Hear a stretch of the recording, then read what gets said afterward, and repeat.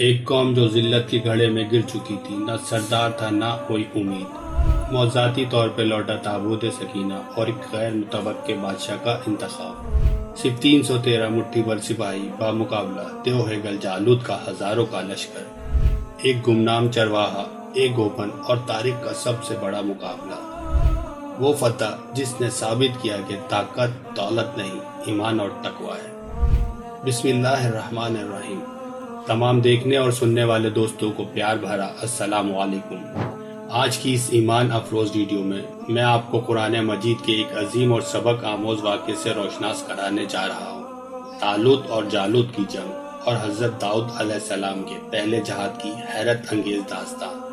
یہ صرف ایک جنگ نہیں بلکہ ایمان، قربانی، صبر، قیادت اور اللہ کی نصرت کا وہ شاندار مظاہرہ تھا جس نے تاریخ کا رخ بدل دیا۔ آئے قرآن کی روشنی میں اس عظیم واقعے کی طرف چلتے ہیں جو آج بھی ہمارے دلوں کو بیدار کرتا ہے۔ اس سے پہلے میں کہنا چاہتا ہوں، اگر آپ کو ایسے سچے اسلامی قصے اور کہانیوں میں دلچسپی ہوتی ہے تو آپ میرے ساتھ سبسکرائب کے بٹن پر کلک کر جڑ سکتے ہیں۔ بنی اسرائیل کی تاریخ مسلسل نافرمانیوں اور وعدہ خلافیوں سے بھری پڑی ہے۔ جب وہ جہاد سے بار بار انکار کرتے رہے تو اللہ تعالیٰ نے انہیں 40 سال تک صحرائے طیہ میں بھٹکنے کی سزا دی۔ اسی دوران حضرت موسیٰ علیہ السلام اور حضرت ہارون علیہ السلام کا انتقال ہو چکا تھا، جس سے قوم مزید مایوسی اور بکھراؤ کا شکار ہو گئی۔ پھر اللہ نے اپنے برگزیدہ نبی حضرت یوشع بن نون علیہ السلام کو حکم دیا کہ وہ بنی اسرائیل کی قیادت کریں اور انہیں قوم عمالقہ کے خلاف جہاد کے لیے تیار کریں۔ یہ ایک کٹھن آزمائش تھی، لیکن یوشع علیہ السلام نے 6 لاکھ سے زائد افراد کے ساتھ نکل کر سخت جنگ لڑی، اللہ کی مدد سے شاندار فتح حاصل کی۔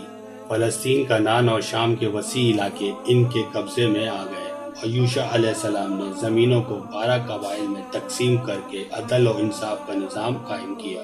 مگر بنی اسرائیل کا مزاج پھر بدلنے لگا۔ وقت کے ساتھ وہ اپنی پرانی روش پر لوٹ آئے۔ ناشکری، نافرمانی اور دین سے دوری ان کے اندر گھر کر گئی۔ ان پر بار بار دشمن حملہ آور ہوتے رہے، یہاں تک کہ ایک دن فلسطینی قوم نے حملہ کیا اور ان کا مقدس اور بابرکت تابوت سکینہ چھین کر لے گئی۔ یہ صندوق بنی اسرائیل کے لیے اللہ کی نشانی اور سکون کا سرچشمہ تھا، اور اس کے چھن جانے سے پوری قوم بکھر گئی۔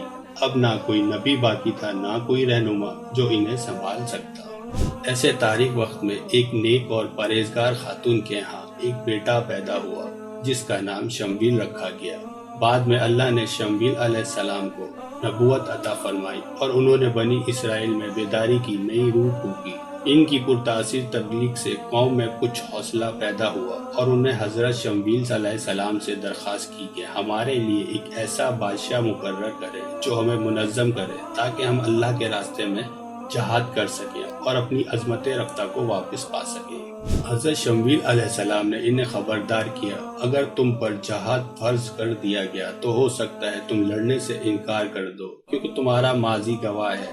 لیکن قوم نے جوش و خروش سے کہا، ہم کیوں نہ لڑیں گے جبکہ ہمیں ہمارے گھروں سے نکال دیا گیا اور ہمارے بیٹے قتل کر دیے گئے، ہم اپنی جانیں قربان کرنے کو تیار ہیں۔ تب اللہ تعالیٰ نے اپنے نبی کے ذریعے اعلان فرمایا، طالوت کو تمہارا بادشاہ مقرر کیا گیا ہے۔ یہ سن کر بنی اسرائیل چونک اٹھے اور اعتراض کیا، یہ ہم پر بادشاہ کیسے ہو سکتا ہے؟ نہ تو یہ مالدار ہے، نہ ہی کسی شاہی خاندان سے تعلق رکھتا ہے۔ حضرت شمویل علیہ السلام نے فرمایا، اللہ نے اسے تم پر چن لیا ہے، اسے علم، حکمت اور جسمانی قوت میں تم سب پر برتری دی ہے۔ یاد رکھو، قیادت نہ دولت سے ملتی ہے، نہ حسب و نسب سے، بلکہ اللہ جسے چاہے اپنی حکمت سے نوازتا ہے۔ مزید تسلی کے لیے نبی نے انہیں ایک نشانی بتائی۔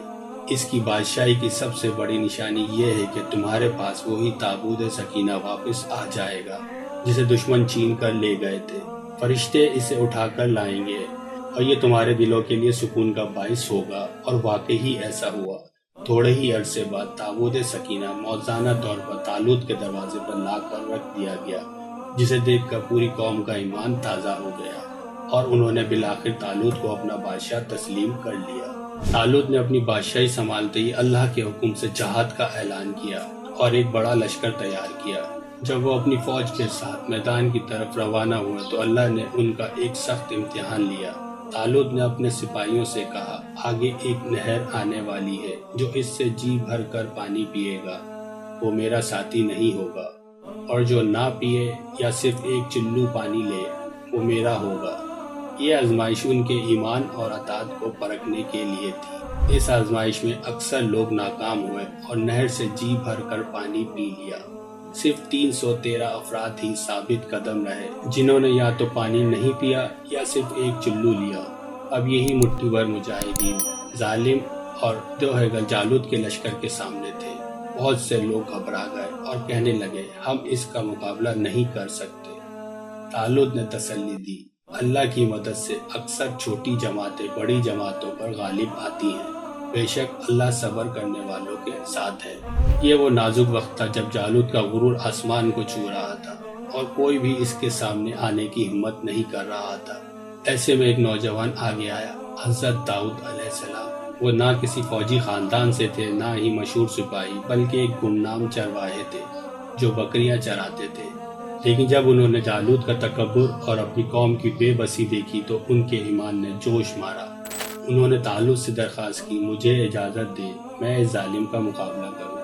طالوت نے کہا، تم ابھی بہت نوجوان ہو، یہ جنگ تمہارے بس کی بات نہیں۔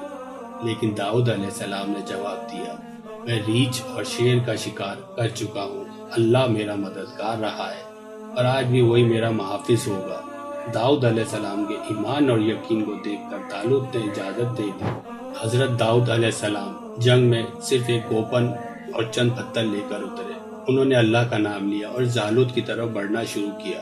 جالوت نے اس کم عمر اور غیر مسلح نوجوان کو حقارت کی نگاہ سے دیکھا اور ہنسنے لگا، لیکن داؤد علیہ السلام نے تاک کر کوپن سے ایک پتھر پھینکا جو سیدھا جالوت کے ماتھے پر لگا اور وہ دھڑم سے زمین پر گر گیا۔ داؤد علیہ السلام نے فوراً آگے بڑھ کر اسی کی تلوار سے اس کی گردن کاٹ دی۔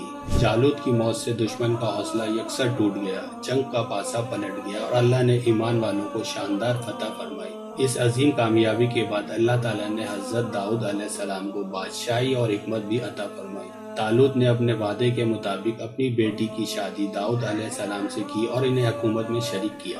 یہ واقعہ ہمیں لازوال سبق سکھاتا ہے کہ حقیقی قیادت دولت، شہرت یا خاندانی حسب و نفس سے نہیں ملتی، بلکہ یہ اللہ کی عطا ہے۔